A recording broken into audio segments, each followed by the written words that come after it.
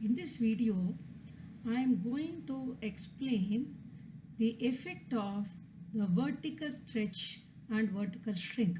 That is, y equal to sin x is the basic parent function we are going to look at. And now compare it with y equal to 2 sin x and y equal to half sin x. So what is the effect that coefficient 2 and half going to have on the original function?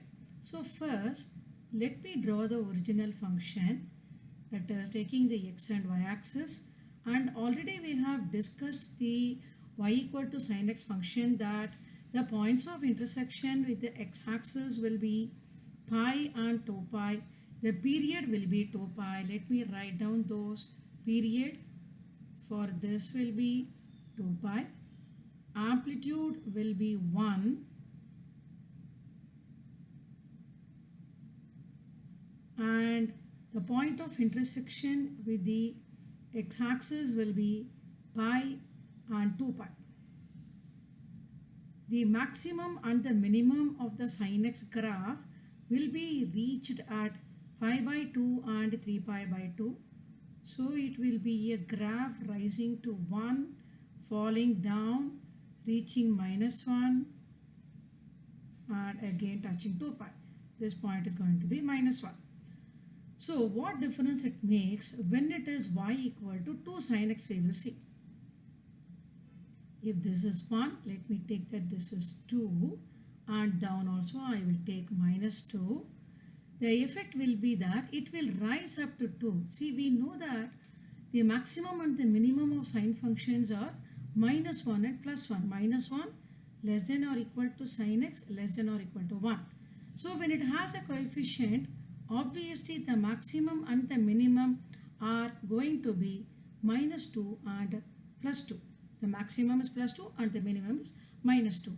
Let us show this in a different color just for the student to understand it better. So this will rise up to 2, but note that there will be no difference in the point of intersection with the x-axis because the period is going to be the same. It will come down up to -2 and again go on touch the x-axis at 2 pi. So the difference is that the amplitude changes, that is the amplitude becomes 2, whereas the period still remains the same. Period, no change, it is only 2 pi. What are the maximum and the minimum points for this? It will be pi by 2 comma 2, and this will be 3 pi by 2 comma -2. Now looking at y equal to half sin x, what difference it is going to make? We will take a different color to show the difference again. So it will rise only up to half, that is this point, and down also it will fall only up to -half. So the graph will look like a flattened one, but there will be no change in the point of intersection with the x-axis because, as I have told you, the coefficient of x being the same, the period is going to be the same. So what is the difference? Amplitude is half and period is no change, 2 pi. And again, having the same argument as sin x lying between -1 and +1, half sin x will lie between -half and +half, less than or equal to half. And what are going to be the maximum and the minimum points? The maximum point is going to be pi by 2 comma half, and the minimum point is going to be it is 3 pi by 2. 3 pi by 2 comma -half.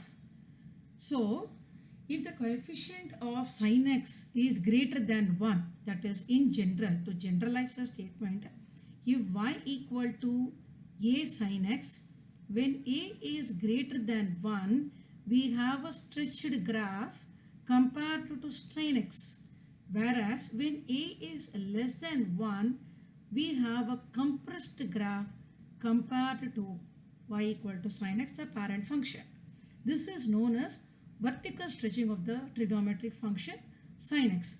And this holds not only for 2, obviously for all values when it is greater than 1, that is when the coefficient of sin x is greater than 1, we get a stretched or an elongated graph, whereas when the coefficient of sin x is less than 1, we get a shrunk or a compressed graph.